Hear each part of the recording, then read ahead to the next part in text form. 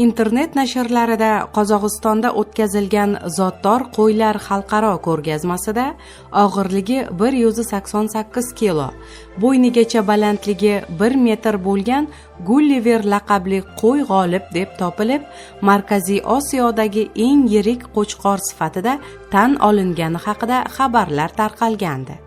Namangan shahrining go'zal dahasi Mehnatobod mahallasida istiqomat qiluvchi Latifjon Mirzaboyev Daryo muxbiri Azizbek Abdullayev bilan bog'lanib, uyida boqayotgan qo'ylari qirg'izistonlik rekordchidan kam emasligini bildirdi. Latifjon akani yo'qlab uylariga o'tdik. Qo'ralarida 20 ga yaqin zotdor qo'y boqilayotgan ekan. Ulardan chamalab eng yirik 4 tasini tanlab oldik. Tarozi va metr o'lchagich keltirildi. Qo'ylardan biri 178 kilogramm, keyingisi 169, uchinchisi 156 kilo chiqdi. Taroziga Baron laqabli qo'chqorni chaqirganimizda 192 kilogramm tosh bosdi.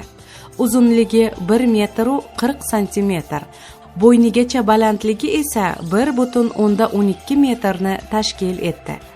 Latifjon aka qirg'iz hisor zotli bu jonivor kuzda 3 yoshga to'lishi, hali yana vazn olishini aytdi. Bu qo'ylarim orasida rekordchisi emas. 2016-yilda sotilgan shunday hisor zotli qo'yim 242 kilo chiqqan. Bo'yi 1,30 metr edi. 2018-yilda sotilgan golland zotli buqamiz esa O'zbekistonda rekord qo'ydi-yu. Og'irligi 1 tonnayu 860 kilo bo'lgan. Bo'yi 1 metr 90 santimetr edi, deydi Latifjon aka. Latifjon akadan bunday zotdor chorvani parvarishlash sirlarini so'radik. Avvalo chorvaga mehr kerak.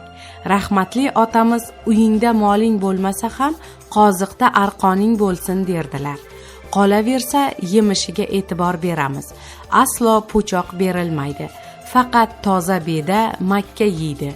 Muntazam vet shifokor ko'rigidan o'tkaziladi. Har hafta cho'miltiriladi. Har oyda juni olinadi. Qur'ani ko'ring, hatto ventilyatorgacha bor, deydi Latifjon Mirzaboyev.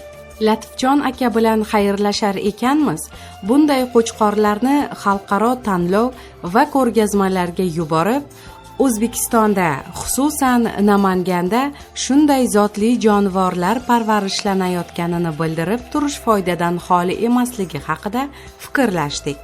Xullas, Markaziy Osiyoda eng yirik qo'chqor nomiga Qozog'istonda g'olib bo'lib qaytgan Gulliver emas, Namanganda parvarishlanayotgan Baron da'vogar ko'rinadi.